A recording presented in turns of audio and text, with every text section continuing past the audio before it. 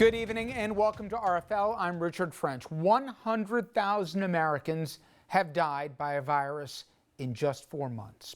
Now, it's hard to wrap your mind around that and picture all of the death and all of the suffering that has come along with it. But the Washington Post, I think, put an image to the outbreak that really, and at least for me, hit home. It created a map of the United States with each death indicated by a ray of light.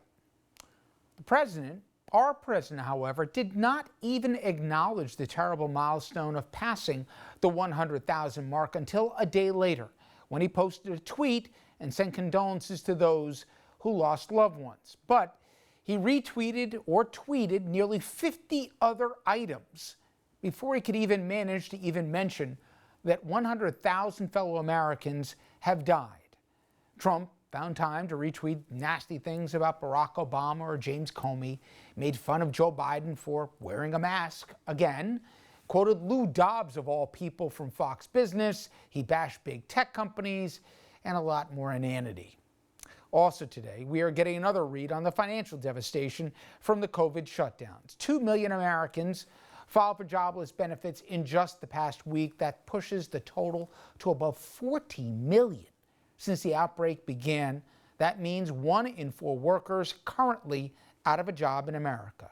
And now there are renewed fears of a second wave that would hit much of the South as early as next month.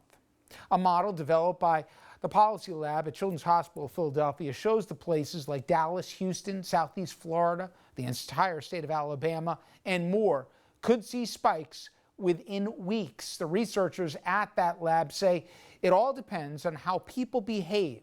If they ignore social distancing and if they refuse to wear masks, chances are another wave and the severity of it will increase. Believe it or not, that's the good news. The bad news, check out these images from Memorial Day weekend. People packing pools, beaches, parties in cities and towns across the country. Social distancing all but ignored.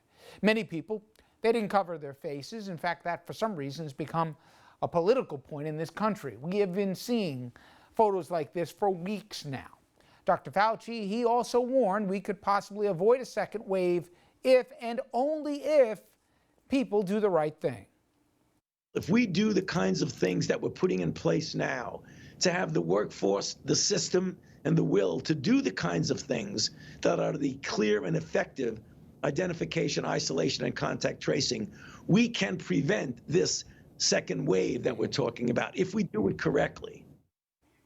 And to give you an idea of what we could be looking about in the very near term, not even long term of fall or winter here with the second wave, the projections are as follows. For the next 2 weeks, the numbers are expected to go down. But the projection is in just 2 weeks' time, June 8th potentially, if not a little bit after that, we could see the numbers go back up again nationally to 3,000 new hospitalizations a day nationally. And on top of that, it'll be happening in places not like New York City and not some bigger metropolitan areas first hit, but in other areas less equipped. Fatalities, we're a little over 100,000 right now. We could be over 130,000 by August. Again, before the fall and before the winter, where we're most worried about the second spike here. All right.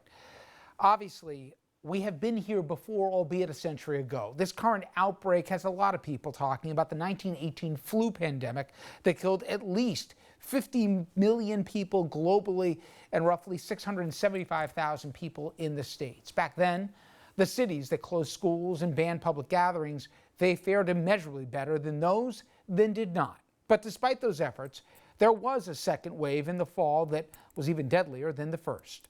My next guest, one of the organizers of the Influenza Archive, which catalogs and studies the effects of the 1918 pandemic in 43 major U.S. cities.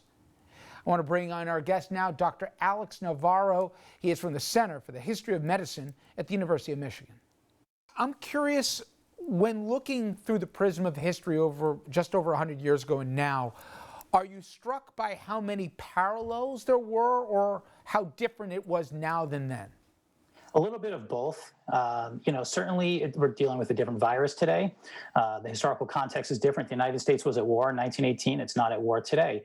That being said, what I have found is that although the historical context has changed naturally over the course of 100 years, human nature perhaps is a little more static than we might like to believe or hope.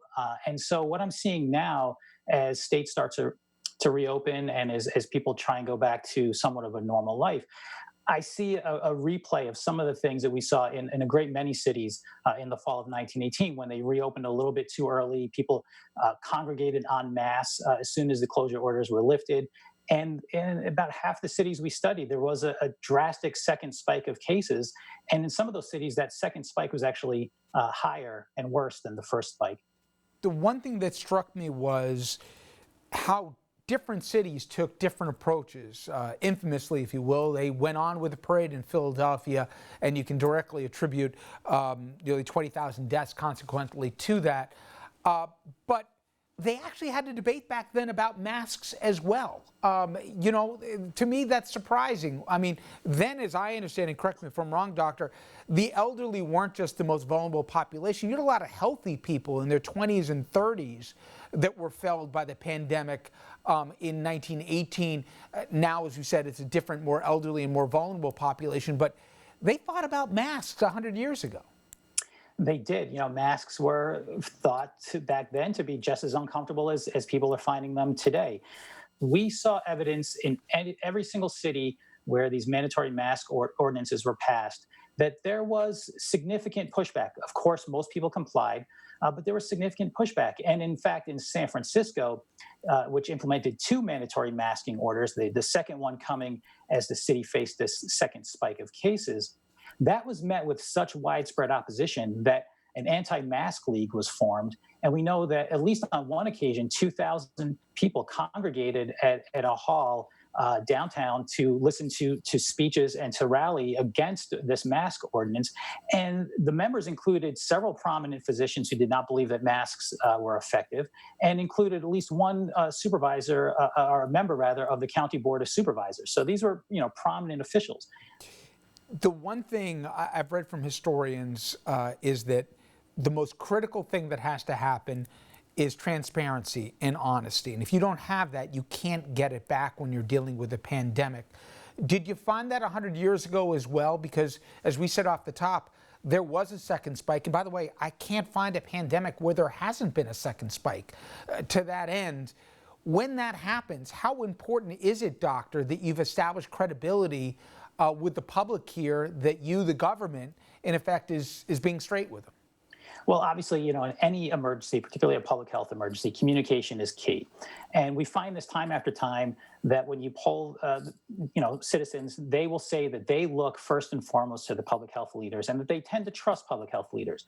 And there's been a lot made looking back in 1918 to say that perhaps public health officials were lying or were covering up the truth. I don't think that's actually the case. I think, you know, we have to keep in mind, again, this is the difference in historical context, that although they were in the period of the era of germ theory and they understood a lot about influenza, they didn't know it was a virus. They didn't have this concept that you would have a novel strain of something that no one had immunity to. And so initially, when the outbreak occurs, you do get public health officials saying, you know, this is just in the military camps, where that's where it started at first. It'll burn itself out fairly quickly. We don't have a lot to worry about. So communication is key, but I think we also have to keep in mind that we expect public health officials to tell us the best information that they have at the time. And that information will change, and public health orders will change as we go through this pandemic, as we get new information about the effectiveness of masks, as we learn that certain drugs are not as effective as people may have hoped initially. You know, we change that prognosis and that diagnosis as we go along. One thing, Doctor, that I think is fair to say that is very different is we didn't have 100 years ago basically a president at war with his scientists and at war with the medical experts.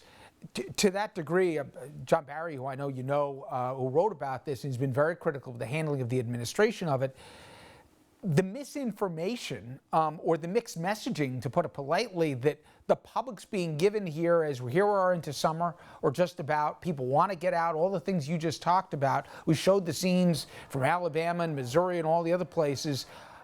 pandemics, viruses don't care about if people are tired or not. And the real worry is that science being muzzled or at least mitigated, that's the real danger here. The public doesn't know who to believe.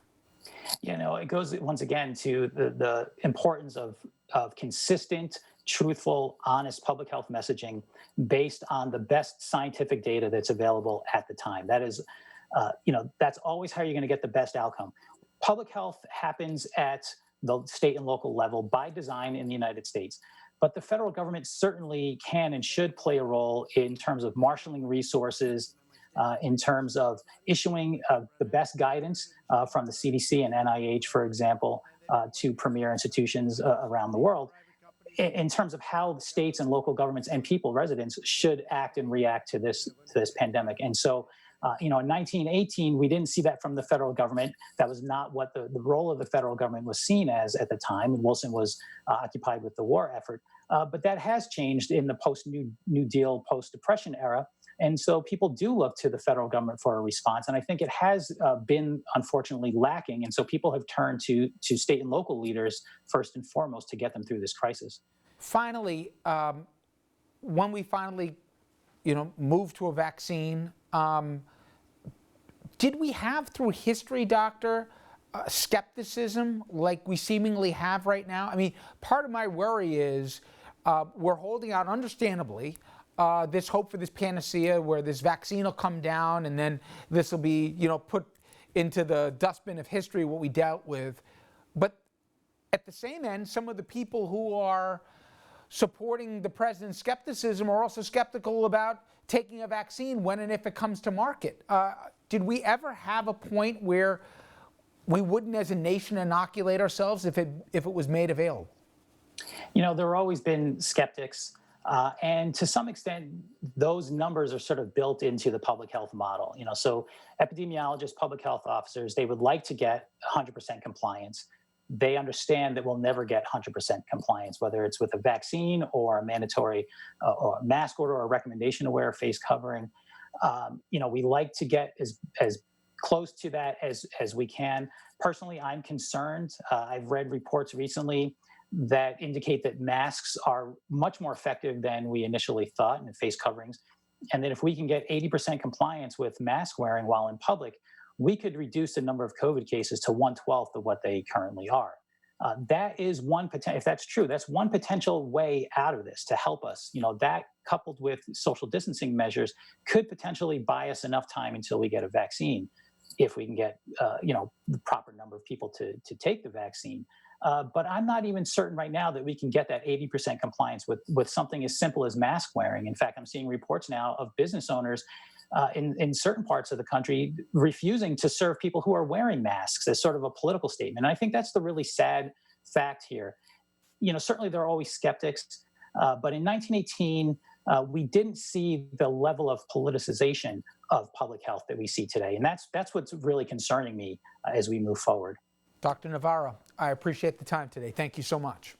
Thank you. All right, when we come back, speaking of our president, he is having a Twitter feud with Twitter itself. The president threatening the tech company after it started labeling some of his tweets with warnings about basically being lies, fact-checking the president. This bringing to light a litany of issues, including who polices these things and where do we go from here, particularly in an election year.